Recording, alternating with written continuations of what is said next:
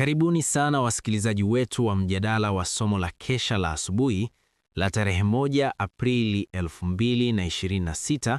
Leo nipo na dada Suzy, tutaenda kuangalia kwa ufupi undani wa somo hili. Karibuni wote mnaotusikiliza. Unajua dada Suzy, nimesoma andiko hili na nimebaki nikijiuliza. Mara nyingi tunasikia watu wakilalamika kuwa maisha ya kumcha Mungu ni magumu sana, kana kwamba dhambi inaleta raha fulani.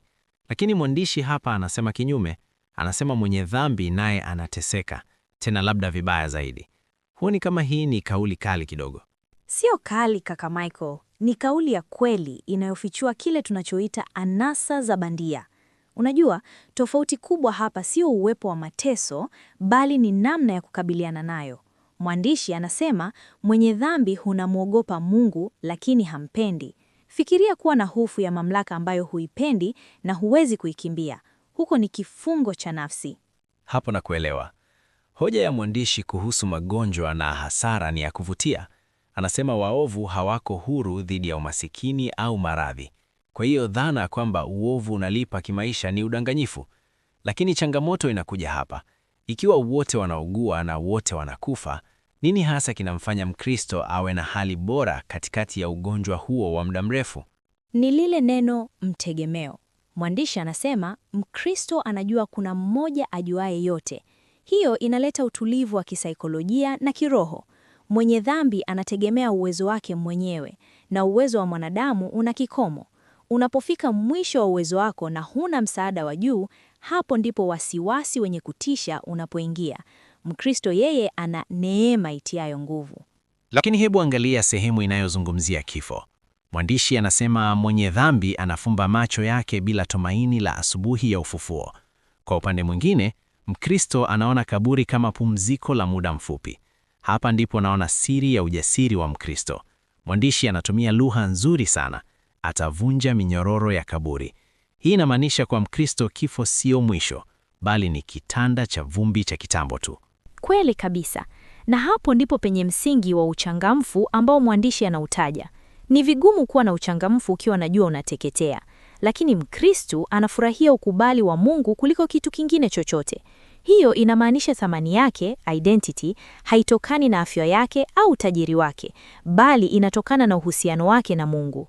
Kwa hiyo hitimisho la mjadala huu ni kwamba mateso ni sehemu ya ubinadamu bila kujali upande uliopo.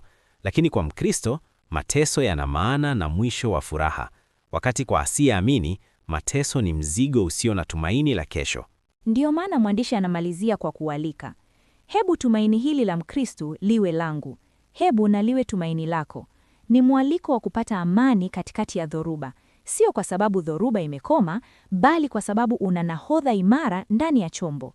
Amen.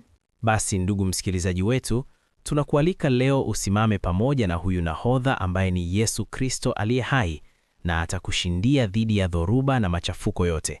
Unapofanya uamuzi huu ulio sahihi, basi ningependa popote ulipo ufumbe macho na tupate ombi kutoka kwa dada Suzy. Mungu wetu wa mbinguni, tunakushukuru kwa neno lako la leo linalotukumbusha kuhusu wingi wa rehema zako.